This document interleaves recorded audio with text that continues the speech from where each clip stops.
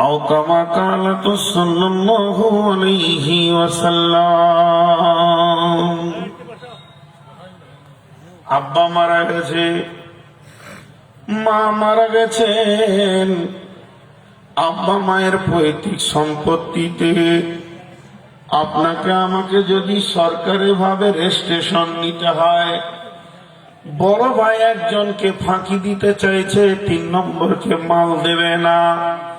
সে করলো কি, পঞ্চায়েতে গিয়ে মা বাপের ডেথ সার্টিফিকেট নিয়ে আসলো, আর সেই সাথে সে ওয়ারিস সার্টিফিকেট আনলো।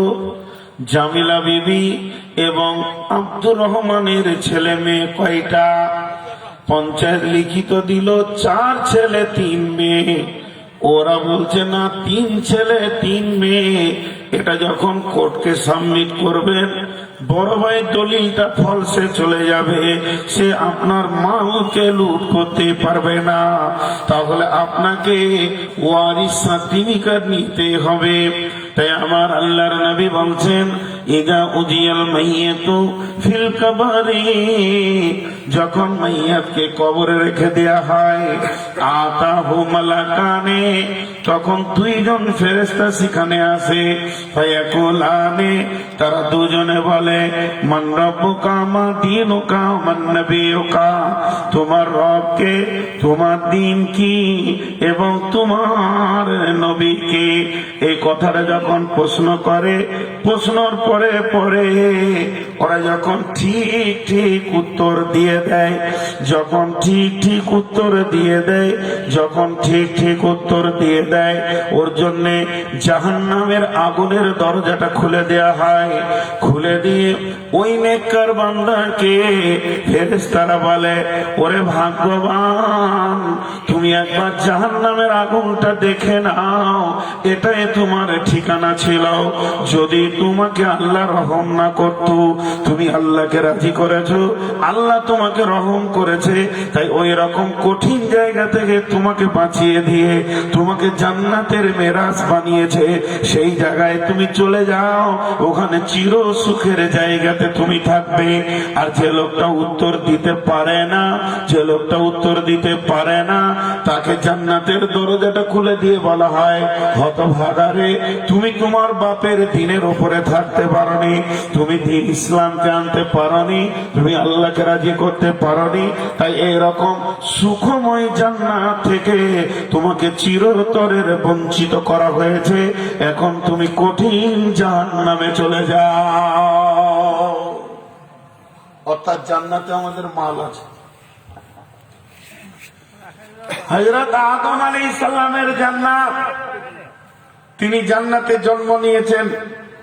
জান্নাতের সমস্ত রেকর্ড, পর্চা, দলিল পাকা একদম আদম আলাইহিস সালামের।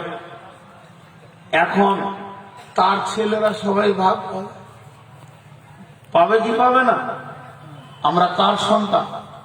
আরে হ্যাঁ না বলে না, তুমি লোক আদমের সন্তান, ভাগ পাবে।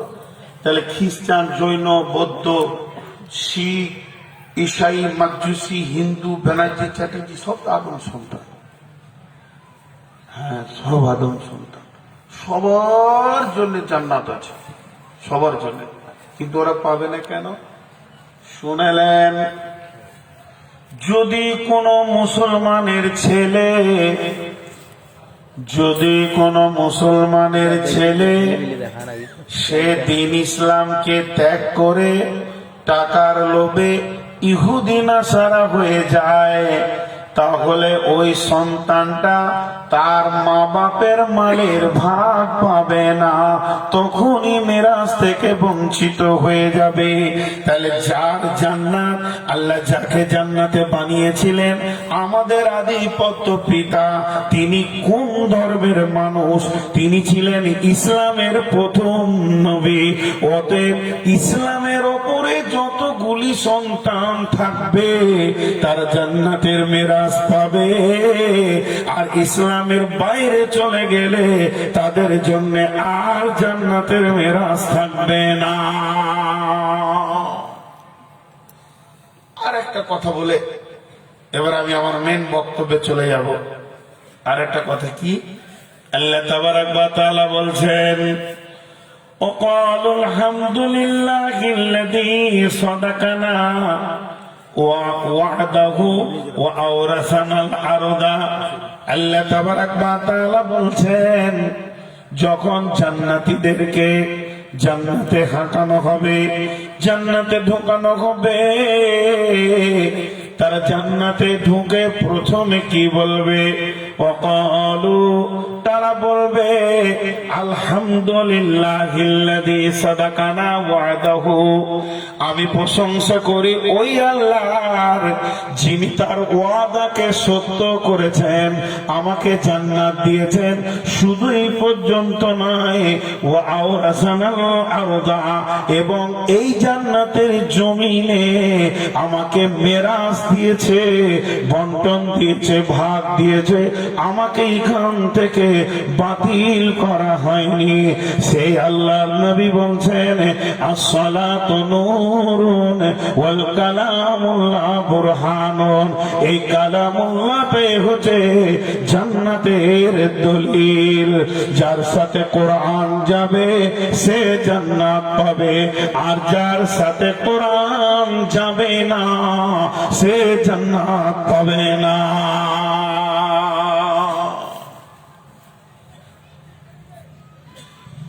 তাহলে মরার সময় গোটা চারেক কোরআনকে কাফনে বেঁধে নিতে হবে। জি ভাই, মরার সময় দু চারটা কাফনে কোরআন বেঁধে নিতে হবে। জি না, আল্লাহ ওটা বলছেন না, কেটে কেটে বলছি। কোরআন পৃথিবীতে বেঁচে থাকার দলিল, কোরআন কবরে নাজাতের দলিল, কোরআন কিয়ামতের মাঠে জান্নাতের সার্টিফিকেট নেওয়ার দলিল, কোরআন জাহান্নাম থেকে মুক্তি পাওয়ার দলিল, কোরআন জান্নাতে নিজের অংশকে বেছে নেওয়ার দলিল। এর জন্য সূরাটার নাম বাইয়িনা। বাইয়িনা মানে প্রকাশ্য দলিল। কোরআন পৃথিবীতে বেঁচে থাকার দলিল। জি, একটা উদাহরণ দিব, উদাহরণে বুঝে নেবেন। আল্লাহ তাবারাক ওয়া তাআলা কিয়ামতের মাঠে এলান করবেন ওয়াজিয়াল কিতাব ওয়াজিআ বিন নবিয়্যিন والشهداء وقضي بينهم بالحق وهم لا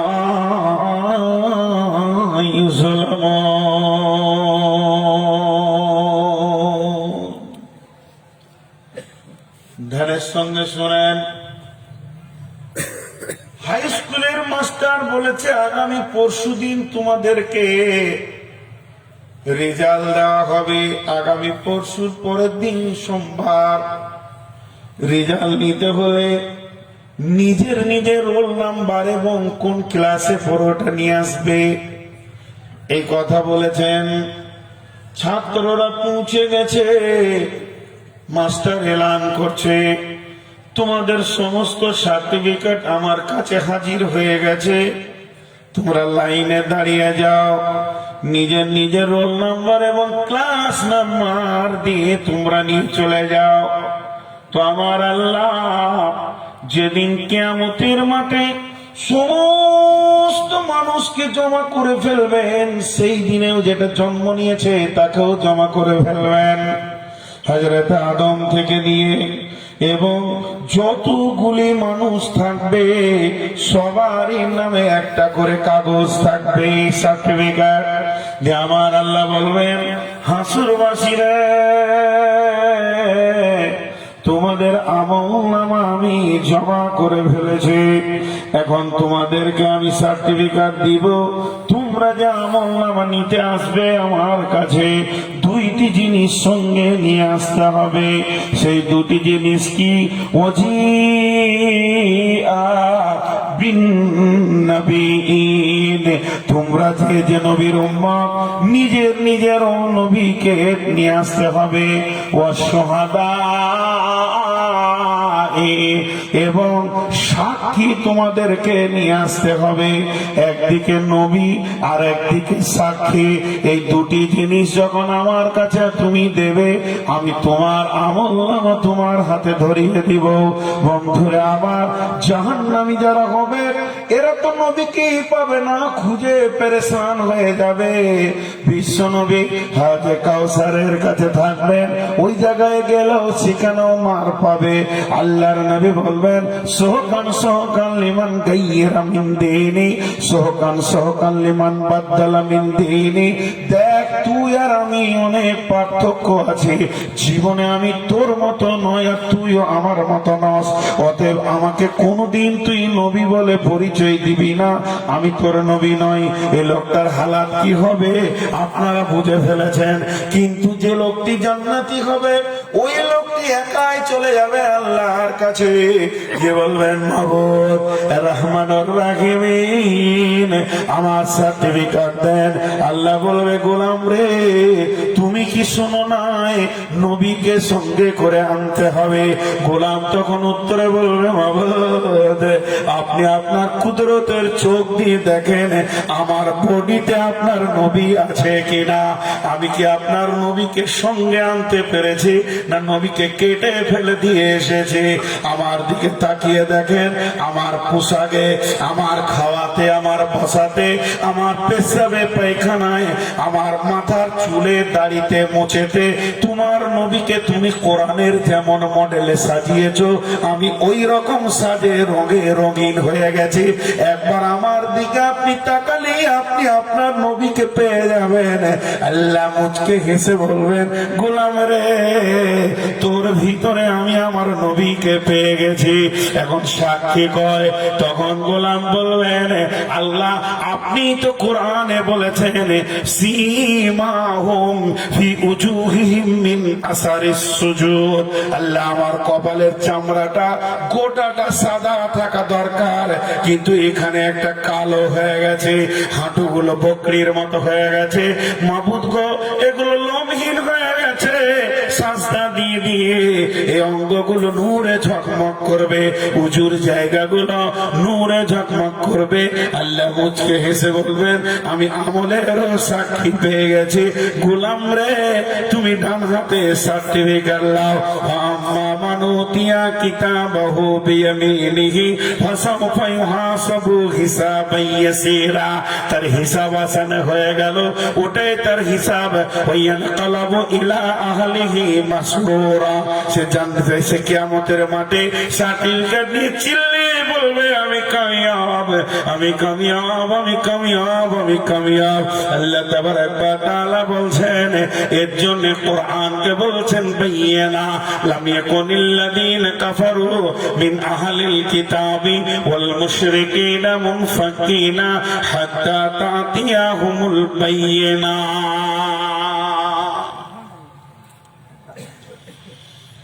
তোমরা কোরআনকে নিয়ে এসো বডিতে। সাহাবীদেরকে একদিন আল্লাহ রাসূল বলছেন, কোরআনের চামড়া যা আগুনে পুড়ে না, তো এরকম একটা ছিঁড়া কোরআনকে জ্বালিয়ে দেখছে পুড়ছে। ইয়া রাসূলুল্লাহ, পুড়ছে যে পাগলা। হাফিজে কোরআন আর যারা কোরআনের উপরে আমল করে, ওই চামড়াটা জাহান্নামের আগুনে পোড়াতে পারবে না। আমি কি বলতে চেয়েছি? জি দেখেন, ছোট্ট করে একবার বলছি, আমি কারোর দিকে তাকাবো না, কারোর দিকে আঙ্গুল তুলবো না, নিজের নিজের। আমি একটা উদাহরণ দিলাম না, যে কোরআনকে সঙ্গে কে নিতে পেরেছে? যখনই বলেছি আগিয়ে বসো, সে নিতে পেরেছে। এতক্ষণ বক্তব্য হওয়ার পরে ও বক্তব্য চলছে, দু চারজন চলে আসলো যে আমি কোরআনকে মেনে নিই, কারণ আমার বডিতে কোরআন আসতে হবে সেই দিনে বাঁচতে গেলে। এখনো পারছে না এমন কিছু লোক আছে বসে। বলেন, মুদির লোক এই ভিতরেই ঢুকে আছে। আমি কি সাদে বলছি ভোট দিব? মায়ের কি সাদে পড়ছে গো? আচ্ছা একটা কথা আপনারা হক কথা বলেন, না হক বলবেন না, আমার যদি ভুল হয় তো বলবেন যে আপনি ভুল বলছেন। সেটা কি? মোদিকে দিল্লির গদি থেকে এই 10 দিনের জন্য সরিয়ে দেওয়া হোক, আর হযরত উমর যদি বেঁচে থাকতেন বসিয়ে দেওয়া হতো, তাহলে আমাদের একজনের গর্দন থাকতো? জোরে বলেন। গাঁজা খোর, বিড়ি খোর, মদ খোর, দাড়ি চাচা এগুলো কেউ বেঁচে থাকতো? তাহলে মোদি হলো হিসাবে কম মারছে। জি, মানুষ বোঝে না। আল্লাহর গোলাম যারা আমল করতে এখনো পারেননি করে নেন, আগে যান, জমে বসে যান, কোরআনকে সঙ্গে নিয়ে নেন। তা আল্লাহ বলছেন এর নাম হচ্ছে বাইয়িনা। বাইয়িনা মানে প্রকাশ্য দলিল। বাইয়িনা মানে প্রকাশ্য দলিল, যে দলিলের মধ্যে কোনো গোপনত্ব বলে কিছু নাই। হ্যাঁ, লুসুর ফুসুর করছে, তাও আগাচ্ছে না। এই ঘটনাটা কার হয়েছিল? আবু তালেবের হয়েছিল। আবু তালেব জানতো যে আমার ভাতিজার দিন সত্য, কোরআন সত্য, দিন ইসলাম সত্য, আমার ভাতিজা ঠিক আছে, খালি প্যাস্টিজ ভাইচার হয়ে যাবে এই বলে কালেমা পড়েনি। জি, কত সুন্দর মুরব্বী মানুষ, সুন্নতের দাড়ি, কত সুন্দর মানুষ বসে বায়ান শুনছে, অথচ একটু আমল করতে পারছে না। কেন? এই সংকীর্ণতাটা কেন? এর জন্য একটা আপনাদেরকে বড় আল্লাহর ওলির কথা শোনাই। একজন আল্লাহর ওলি বলছেন তৌফিক। তৌফিক, তৌফিক বলা হয় আল্লাহর সাহায্যকে।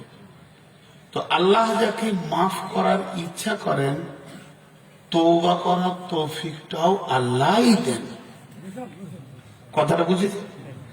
আর আল্লাহ যাকে হেদায়েত দেবো এই ইচ্ছা করেন, হেদায়েতের মজলিসে বসার তৌফিকটাও আল্লাহ দেন। আর আল্লাহ যাকে নাজাত দেবো ইচ্ছা করেন, তাকে কোরআনের বুঝটাও আল্লাহ দেন। আজকে কয়েকটা হাদিস দেখছিলাম, এখানে শুয়ে শুয়ে মোবাইলই দেখছিলাম, খুব কঠিন কঠিন কথা লিখেছে। ওইগুলো পড়ছি তো আমি নিজেকে মনে করছি যে আমি মুনাফিকের সর্দার। মানে আমি নিজেকেই তাল পেছি না যে আমার ইমান আছে কিনা। জি ভাই, যখন হজে গিয়েছিলাম তো এরকম ওই গারকুল বাকি, আপনারা যারা গেছেন হাজি, যেটাকে জান্নাতুল বাকি বলা হয়, গোরস্থান, ভিতরে ঢুকছি তো চারিদিকে তাকিয়ে দেখছি বিশাল এরিয়া, নতুন দাফন হচ্ছে সবকিছু। একটা সাইডে দেখছি কবরগুলো মাথাতে এরকম বড় বড় পাথর, সুন্দর করে ওই ছোট ছোট কালো চিপস ছাপানো আছে, ওটাও বিশাল এরিয়া। ওইগুলো ঘুরে ঘুরে দেখছি, কবর জিয়ারতে দোয়া পড়ছি। এরই ভিতরে ওগুলোতে ডিউটি দেওয়া থাকে হজের সময়, যারা ইউনিভার্সিটির ছেলে, মানে মাস্টার্সের লাস্ট বর্ষে যারা থাকে, তাদের বিভিন্ন জায়গায় মক্কা মদিনায় দাঁড় করিয়ে দেয়, যে নতুন লোককেও জিজ্ঞেস করলে তুমি বলবে এই জায়গাটা কি। তো ঠিক ওই রকম আমি আর আমার চাচা হাঁটছি, আমাকে দেখলাম, বলছি চাচা ওই যে ছেলেটা দাঁড়িয়ে আছে না, এখানে ডিউটি করছে, আমার মনে হচ্ছে ইন্ডিয়ান, চেহারাটা মনে হচ্ছে ইন্ডিয়ান, মানে ভারতের চেহারা লাগছে।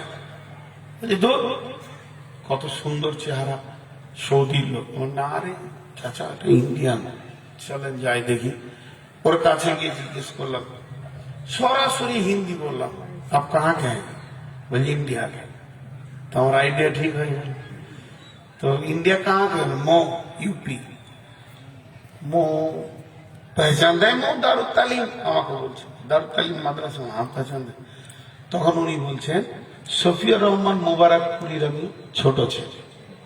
আল্লাহু আকবার, বিখ্যাত আলিম যেনাকে মুফাসসির বলা হয়েছে, যিনি দুনিয়া থেকে চলে গেলেন। একটা প্লেনে খাস করে সৌদি আরব নিয়ে গিয়েছিলেন ওনাকে, আরব সরকার। কত বড় আলিম ছিলেন। আজকে সারা বিশ্বে তিনি ফার্স্ট হয়েছেন, রাসূলুল্লাহ সাল্লাল্লাহু আলাইহি ওয়াসাল্লামের জীবনী লেখে সারা বিশ্বে তিনি 1 নম্বর হয়েছে। তো সেই লোকের ছেলে কি করছে বলে, আমি মদিনা ইউনিভার্সিটিতে এমএ করছি, ডক্টরেট করছি, না লাস্ট বছর মাস্টার্স করছি, গল্প সল্প। ওকে জিজ্ঞেস করলাম এই কবরগুলো কেন এরকম? উনি বলছেন এখানে 10 থেকে 12,000 শহীদের কবর আছে, যাদের লাশগুলো এখনো তাজা আছে, রক্ত এখনো জমে নাই, ঝরছে। ওটা শুনে গায়ে লোমগুলো দাঁড়িয়ে গেল।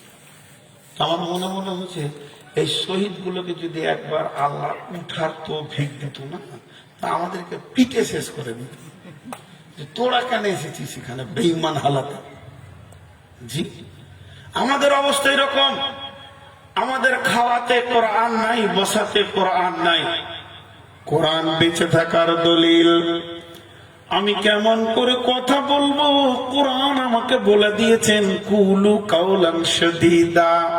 আমার জিভটা কেমন ব্যবহার হবে কোরআন বলে দিয়েছেন ওয়াইজা কুলতুম ফাদিলু, যখন কথা বলবে তো ইনসাফের কথা বলো। আমার চোখটা কেমন করে দেখবে কোরআন তা বলে দিয়েছে। তোমার নজরটা কত উঁচু হবে কত নিচু হবে, আমার কান কি শুনবে কি শুনবে না কোরআন সেটা বলে দিয়েছেন।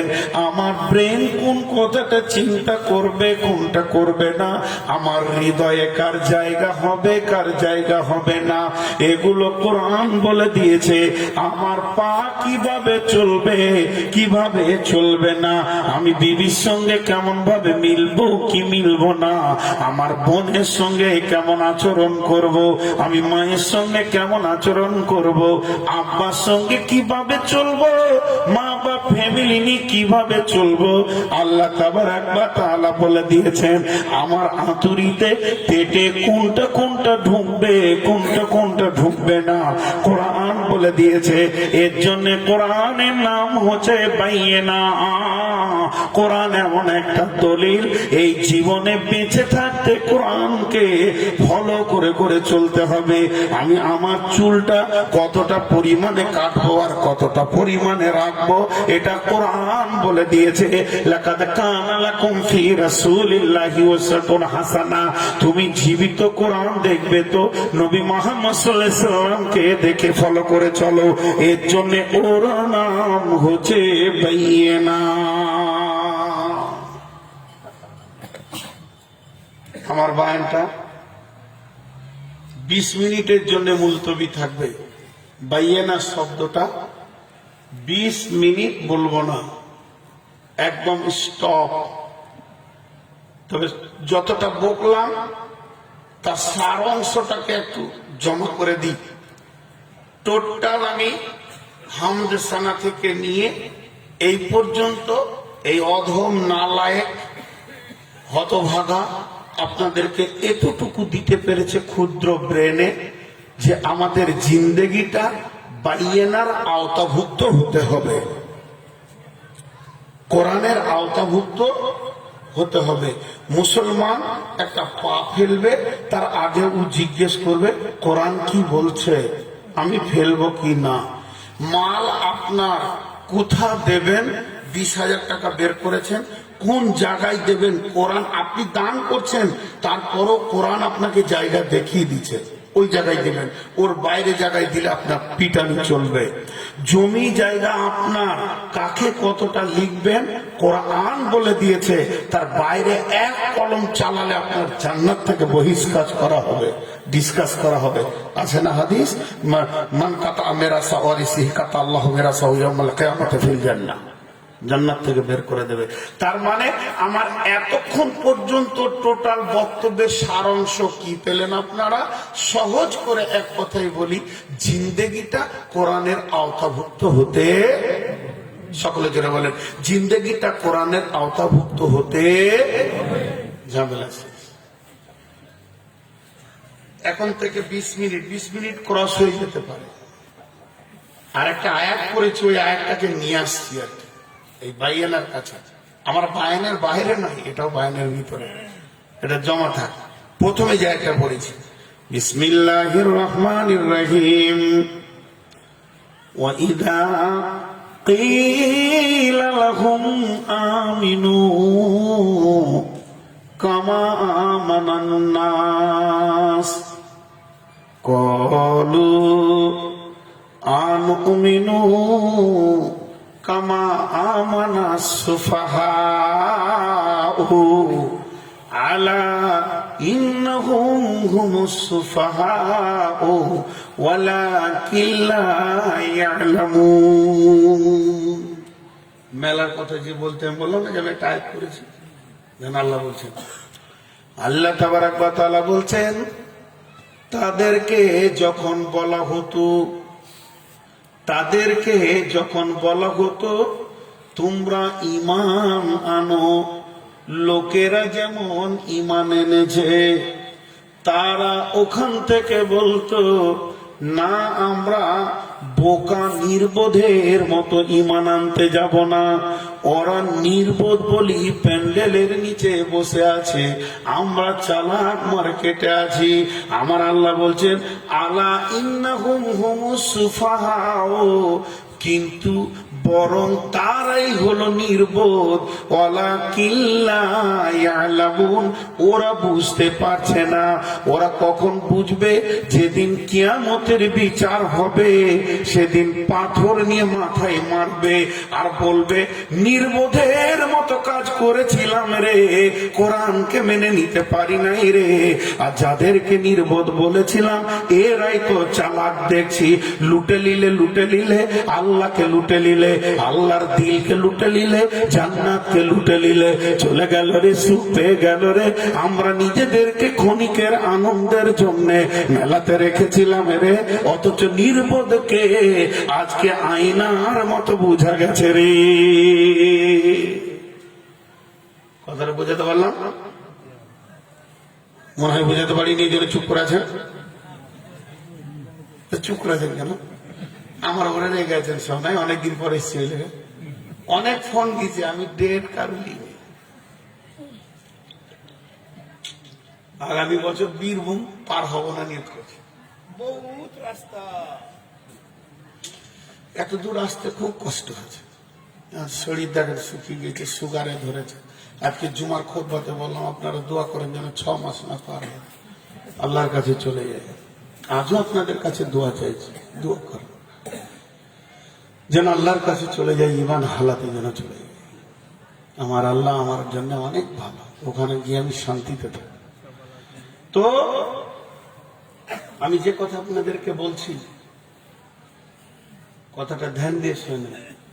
ওয়াইযা কিলা লাহুম আমিনু, তাদেরকে বলা হতো ঈমান আনো, কামা আমানান নাস।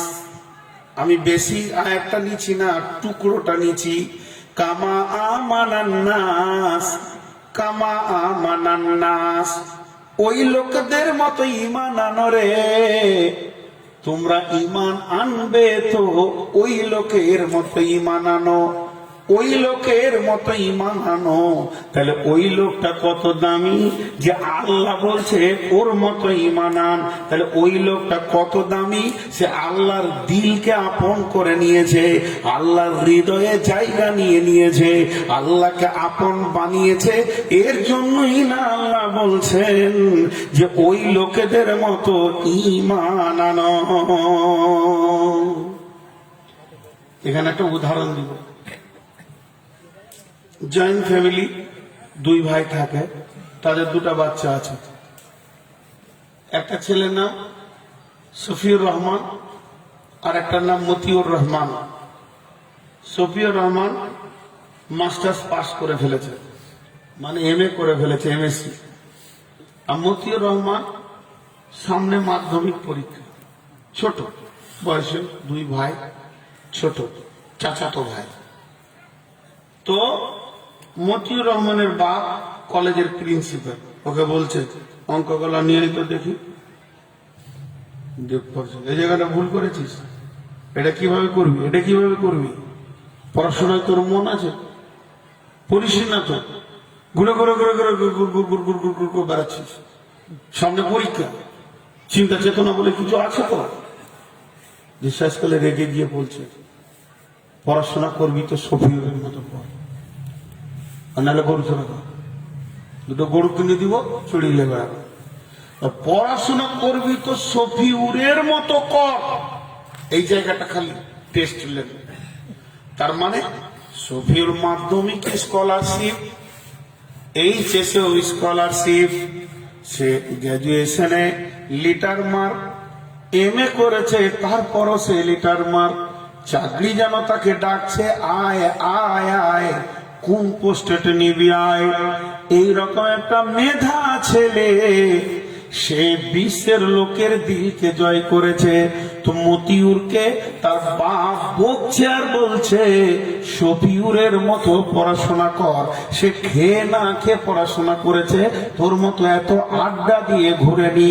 তাহলে ওই শফিউরের পড়াশোনা, শফিউরের চাল চলন, শফিউরের বইয়ের ওপরে, কিতাবের ওপরে, লেখাপড়ার ওপরে সময় দেওয়াটা মতিউরের বাপের পছন্দ হয়ে গেছে। এর জন্য বলছে শফিউরের দিকে আঙুল তুলে, যদি তুই পড়বি তোর মতো পড়, তাহলে এদের কথাটা বাদ দেন। এটা উদাহরণ দিলাম, এটা জিবরাইল বলেননি, আল্লাহ বলছেন।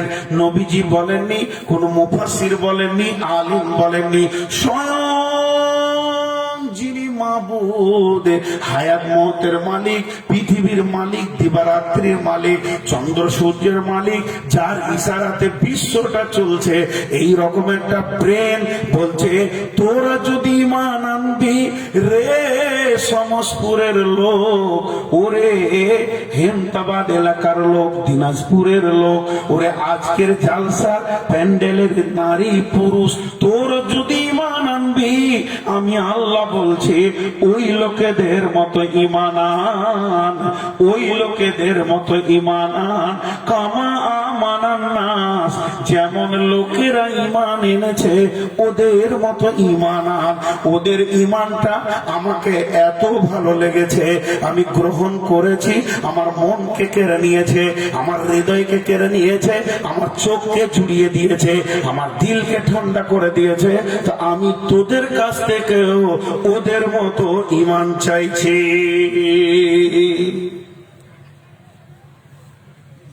সেই লোকগুলিকে চলেন খুঁজে বার করি। আল্লাহ যাদের দিকে আঙুল তুলেছে সেই লোকগুলিকে, ভাই আপনাদের বিরক্ত লাগছে না?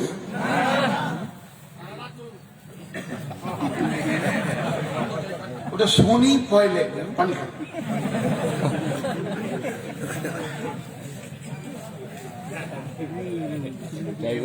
আরে 1.5 ঘন্টার বেশি পারছি না, কালকে তো চেয়ার থেকে পড়েই যেতাম, মাথা ঘুরছে, সুগার অনেক বেশি। হ্যাঁ, শেষকালে বিপদে পড়বেন, লাশ পৌঁছাইতে হবে। তো শুনেন, সেই লোকগুলোকে চলেন খুঁজে বের করি। একটা ঘটনা আপনাদেরকে শোনাই। মা বোনেরা বায়ান শুনছে, ব্যবস্থা আছে মেয়েদের? তাহলে পুরুষদেরকে আগে একটা উপহার দিই, গিফট করি, তারপরে মেয়েদেরকে একটা করব। আগে পুরুষদেরটা শুনেন। কোন একটা সফরে আল্লাহর নবী সাহাবীদেরকে নিয়ে সফর করছিলেন মরুভূমির প্রান্তে।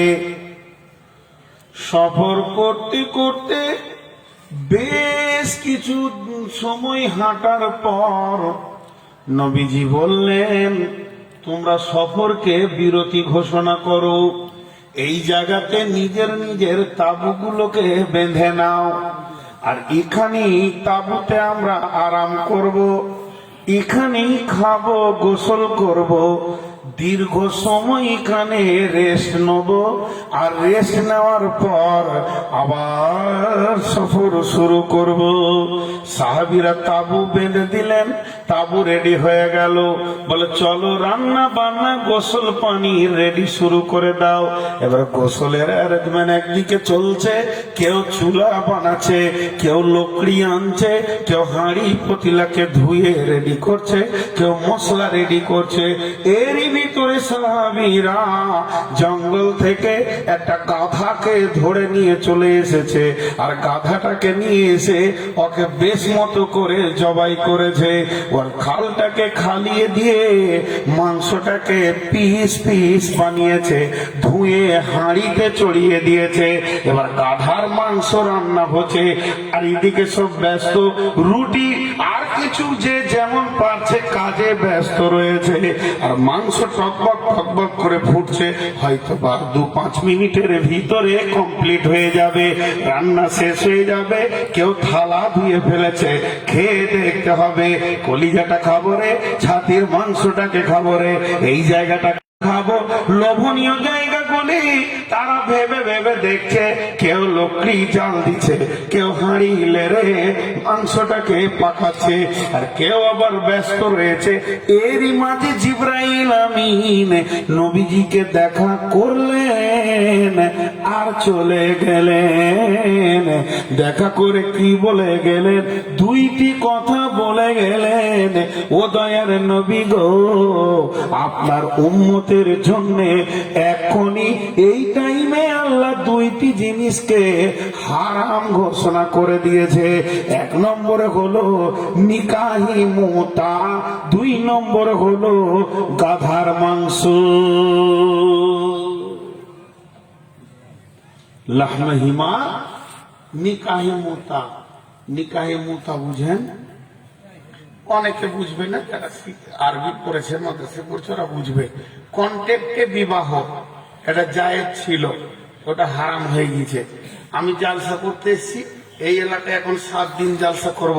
কোন একটা মেয়ের সঙ্গে 7 দিনের কন্ট্যাক্ট করলাম, তুমি আমার স্ত্রী হবে, আমি তোমার স্বামী হব, এটা জায়েজ ছিল। তারপরে ওই কন্ট্যাক্ট সময় শেষ, সে আমার সঙ্গে একটা টাকা কন্ট্যাক্ট করতে এত লাগবে, এই লাগবে, মহারানা এতটা লাগবে, এই পারপাসে আমি তোমার স্ত্রী হয়ে থাকবো। দিয়ে ওই 7 দিন হয়ে গেল, সেও ছাড়া গেল, আমিও চলে গেলাম। এইটা জায়েজ ছিল, এটাকে হারাম ঘোষণা করা হয়েছে সেই দিন। আর এটা এখনো জায়েজ আছে শিয়াদের ভিতরে। এ হারাম খোরা হাদিস কোরআন মানতে চাই না। তো যাই হোক, আল্লাহর নবীকে 2টো জিনিস হারাম বললেন। একটা হলো কন্ট্রাক্টর বউ নেওয়া থাকবে না, বউ থাকতে পারবে না, এটা হারাম করে দেওয়া হয়েছে। যার যার কাছে কন্ট্রাক্টের বউ রয়েছে, এই বউগুলি তোমরা তাদের বাড়ি, বাপের বাড়িতে পৌঁছে দাও।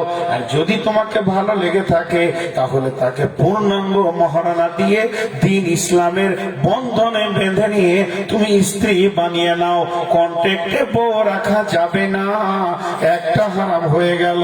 আর 2 নম্বরে হারাম হয়ে গেল গাধার মাংস, মুসলমানের জন্য হারাম ঘোষণা করা হলো। যে লকড়ি করে জাল দিছিল হাত ছেড়ে দিলেন,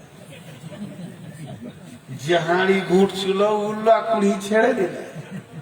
আর কি হবে? থালা ধুয়ে রেডি ছিল, থালা ফেলে দিলেন। সব বুদ্ধি শেষ। 3 জনা দাঁড়িয়ে আছে, কি করবি রে? কি করবি? হাঁড়ি তো নিতে হবে। এক কাজ কর, ফেলে দে। হাঁড়ির কোনটা এভাবে ধরলো, হাঁড়ির কানাটা এইভাবে ধরে টানতে টানতে টানতে টানতে চুলাটার শেষ প্রান্তে নিয়ে এসে যে চুলাতে আগুন জ্বলছিল ওখানে হড়হড় করে সব ফেলে দিল, হাঁড়িকে ধুয়ে দিল, হারাম বস্তুকে সরিয়ে দিয়ে পাক হয়ে চলে গেল। আল্লাহ বলছে, দেখ তাদের কানে হারাম পৌঁছেছে, সঙ্গে সঙ্গে আমল করে নিয়েছে। আর তোরা তো আজকে যার বয়স 50, 60, 70, 80, 90, তার মধ্যে 10 বছর বাদ দিয়ে তুই জিন্দেগিতে 40 বছর, 50 বছর, 60 বছর, 70 বছর বিড়ি হারাম, জর্দা হারাম, গুল হারাম, ঘুরাকু হারাম, সুদ হারাম, মদ হারাম শুনছিস, তারপরেও তুই দাপিয়ে চালিয়ে যেছিস। তোর ইমানটা আমার দরকার নাই। আমি ওই লোকদের মতো ইমান আনতে বলেছি যারা শুনেছে, আমল করেছে। তোরা যদি ইমান আনবি তো ওদের মতো ইমান আন। বুঝাতে পারলাম? যা আপনারা হ্যাঁ না দিচ্ছেন না, বুঝাতে পারলাম? তাহলে আল্লাহ ওদের প্রতি কি এমনি খুশি হয়েছে না? দেখেন ওদের প্রতি কি এমনি খুশি হয়েছে? সোনার সঙ্গে সঙ্গে আমাল কোরআনে আছে, সামি'না ওয়া আতা'না। আমি ইশারায় একটা কথা বলেছি যে কিয়ামতের মাঠে আল্লাহকে গিয়ে বলবো, আল্লাহ তোমার নবীকে এনেছি, এবার বলেন এই মাহফিলে যার সঙ্গে নবী নেই সে কি করবেন? রসুলকে সঙ্গে কাল থেকে নিবেন না যেমন ছিলেন সেই রকম সকালবেলায় 20 টাকা পকেটে করে নিয়ে একদম চলে যাবেন সমসপুর মার্কেটে, নাপিতকে বলবেন দে, নামিয়ে দিয়েছে। জালসাটা যেই শেষ হবে বাড়ি যেতে যেতে 1 কেজি জিলেপি ছেলেদের জন্য নিয়ে দুটো মুখে খেয়ে দিয়ে এমনি করে আপনার কিনা 2 ঢোক পানি খেয়ে নিল, ডান হাতে লাগবে পানিটা, বাঁ হাতে খাবে, দাঁড়িয়ে খাবে, আর খেয়ে নিলে কোনো দোয়া নাই কিছু নাই। তারপরে একটা কড়া মিঠা জর্দা দিয়ে পান গালে ভরিলে, ফরক করে বিড়িটা ধরিলে, নূর মোহাম্মদ বয়ানটা ভালোই করলে, তোর সার্টিফিকেটের লেগে আমি বয়ান করলাম। আমল করতে হবে। বিড়ি পকেটে এখনো 3টে আছে, ওটাকে মুছড়ে ফেলে দিব, কামা আমানা নাসের দলে ঢুকবো। দেশালাইটাকে ভেঙে ফেলে দিব, গ্যাস লাইটটাকে ছুঁড়ে ফেলে দিব, পায়ে করে ভেঙে দিব, ওকে দিয়ে ওই লোকেদের দলে ঢুকবো। ওই লোক বলতে সাহাবীরা। মায়েরা শোনেন, মা আমার, বোন আমার, বেটি আমার রে, আপনাদেরকে একটা উপহার দিই। আল্লাহ আপনাদের কাছ থেকে ঈমান পেতে চাইছে। কেমন ঈমান? কেমন ঈমান? কামা আমানান নাস। সেই যুগের মেয়েরা যেমন ঈমান এনেছে ওই রকম ঈমান আনতে হবে। পর্দার আয়াত, কোরআনে যে পর্দার আয়াত এসেছে, বলে ত্রিবিনা বিখুমুরিহিন্না আলা জুয়ুবিহিন্না ওয়ালা ইবদিনা জিনাতাহুন্না। জিনাত মানে সৌন্দর্য। তুমি কি জিনিস তুমি জানো না? নারী কি জিনিস পুরুষ জানে। তুমি কি জিনিস তুমি জানো না? তোমাকে দেখলে পুরুষের মাথায় বিগার নেই, পুরুষের দিলে অসুখ হয়, রোগ হয়, সেটা তুমি তো বুঝো না রে বেটি আমার। ও বেটি রে, এটা তোমার বোঝার ক্ষমতা নাই। তেঁতুল কোনোদিন জানে না আমাকে দেখলে মানুষের মুখে পানি আসবে, তেঁতুল এটা জানে না। কিন্তু তেঁতুলে কি আছে মানুষ দেখলে বুঝে নেয়। অতএব বন্ধুরে, আমার আল্লাহ বলছেন, ওয়ালিয়াদিরিবিনা বিখুমুরিহিন্না আলা জুয়ুবিহিন্না ওয়ালা ইউবদিনা জিনাতাহুন্না। তুমি তোমার ভুরুর ওপর দিয়ে চোখটাকে বের করে, নাকের ওপর দিয়ে উড়নিটাকে বইয়ে নাও, আর গোটা শরীরে ঢিলা লম্বা চাদর বইয়ে দাও। তুমি কত উঁচু, তোমার দেহ কোন জায়গা কত উঁচু, আর তোমার হাইট কত, তোমার শরীরে কতটা মোটা, তোমার কি রকম তোমার শরীরে গঠন। পৃথিবীর কোন না পুরুষকে তুমি দেখতে দিও না, দিলে তুমি চলে যাবে জাহান্নামে চলে যাবে। এই কথা আল্লাহ কোরআনে নাজিল করলেন। এটা নাজিল করেছে কখন? ও আমার বেটি রে, এই আয়াতটা এসেছে কখন? ও আমার মা রে, এই আয়াতটা এসেছে কখন? ওরে আমার বোন রে, আয়াতটা এসেছিল পৃথিবীতে যখন জিবরাইল আনলো, তখন এশার নামাজ হয়ে গেছে। এশার নামাজের পরে এই বার্তাটা নবীজির কাছে পৌঁছালো। তার মানে মেয়েরা সব নামাজ পড়ে ঘরে ঘরে ঘরে ঘরে চলে গেছে, সব মেয়ে শুনতে পায়নি। হয়তো দু একজন পুরুষ নবীজির কাছে ছিল, তারা শুনেছে, বিবিদেরকে বলেছে, ওরা যখন ফজরের নামাজ পড়তে আসছে পূর্ণাঙ্গ পর্দাকে করে, পর্দাকে জুড়ে নিয়ে গোটা শরীরকে আবৃত করে ঢেকে মসজিদে আসছে। কিন্তু যে মেয়েটি শুনেনি, এখনো তার কানে পর্দার আয়াত পৌঁছায়নি, ওই মেয়েটি সে এশার নামাজে যেমন দোপাট্টা, চুড়িদার, সালোয়ার কামিজ পরে ছোট্ট উড়নেটি নিয়ে এসেছিল, ওই রকম ফজরেও সে আসতে রয়েছে। রাস্তাতে এক বৃদ্ধা, একজন বয়স্কা মেয়ে, তার নাতি তাকে বলছে, দাদিজি তোমার কাছে কি পর্দার খবর পৌঁছায়নি? বলে, কি রে ভাই রে? বলে, গত রাত্রিতে জিবরাইল আমিন এসে মেয়েদের জন্য পর্দাকে ফরজ করে দিয়েছে, এরা আল্লাহর জমিনে বেপর্দা হাঁটতে পাবে না। মেয়েটা তখনই জমিনে বসে গেল, নিজেকে জড়ো সড়ো করে নিয়ে লাড়ু বানিয়ে নিয়েছে।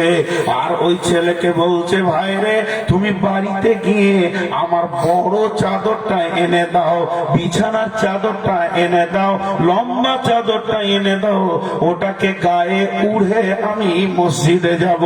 ছেলেটা তখন বলছে, ও দাদিজি, নানিজি, এই অক্টে নামাজটা পড়লেন, পরের অক্ট থেকে পর্দা করবেন, না হয় বাড়ি ফিরে চলে যান, পরে চাদর নিয়ে আসবেন, না হয় বাড়িতে গিয়ে চাদর নিয়ে আসেন। ওই বৃদ্ধা মেয়েটি বলছে, ও আমার মা, ওরে আমার পেটের বেটি রে, যারা আমার বেটির বয়সে রে, ও আমার সোনা মানি, একবার ওয়াজটা ভালো করে শোনো মা। ওই বুড়িটি বলছে, ও আমার ভাইয়া রে, আল্লাহর হুকুম কানে পড়ে গেছে, আল্লাহর হুকুম কানে পড়ে গেছে, কোরআনের আয়াত কানে পড়ে গেছে, আমি আল্লাহর জমিনে আর এক পা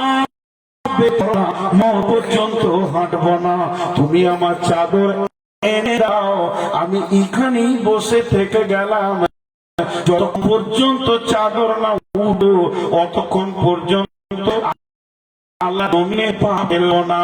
তাই আমার আল্লাহ বলছেন, ও মহিলার দল, আমার বান্দিরে, তোরা যদি ঈমান আনবি তো ওদের মতো ঈমান আন।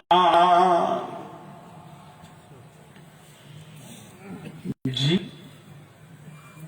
আমাদের ঈমান মসজিদ পর্যন্ত আমাদের গর্দন ধরে নিয়ে যেতে পারছে না।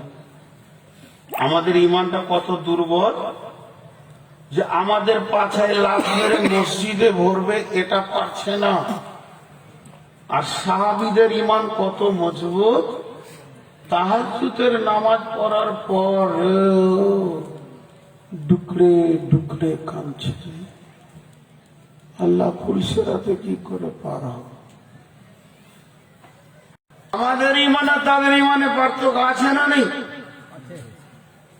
কত পার্থক্য খালি বুঝে। জি হাজি, কেউ কেউ দেখি হাসছে, আমি কিছু খুঁজে পেয়েছি।